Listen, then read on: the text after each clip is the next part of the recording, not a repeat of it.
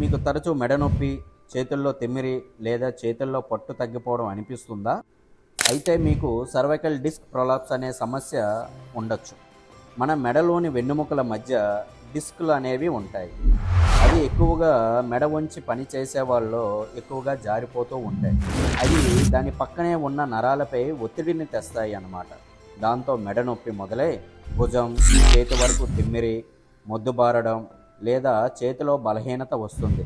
ఇది నిర్లక్ష్యం చేస్తే నరాలు పర్మనెంట్గా దెబ్బతినే అవకాశం ఉంటుంది. ఇలాంటి సమస్య వచ్చే వారికి మొదటగా నొప్పిలు తగ్గించే మందులు వాడడం, తర్వాత మెయిన్గా ఫిజియోథెరపీ, హీట్ థెరపీ వంటి నాన్ సర్జికల్ మార్గాలని ప్రయత్నిస్తాము.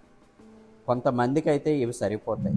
కానీ ఇంకా నొప్పి తగ్గకపోతే ఎపిడ్యూరల్ స్టెరాయిడ్స్ అనే ఇంజెక్షన్స్ లేదా రూట్ బ్లాక్ వంటివి కూడా చేయొచ్చు. ఇంకా నొప్పి తగ్గకపోతే ఎంఆర్ఐ స్కాన్ అనేది చేసుకోవాల్సిన అవసరం ఎంతైనా ఉంది. ఈ ఎంఆర్ఐ స్కాన్లో జారిన డిస్క్ నరం మీద ఎంత ఒత్తిడిని తెస్తుందో చాలా స్పష్టంగా కనిపిస్తుంది. జాగ్రత్త చర్యలు ఫలించకపోతే ఎండోస్కోపీ వంటి చిన్న శస్త్రచికిత్స ద్వారా నరంపై ఉన్న ఒత్తిడిని తీసేయచ్చు.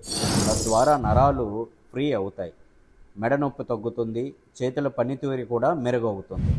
ఈ సమస్య తొలి దశలోనే గుర్తిస్తే సులభంగా నయం చేయవచ్చు.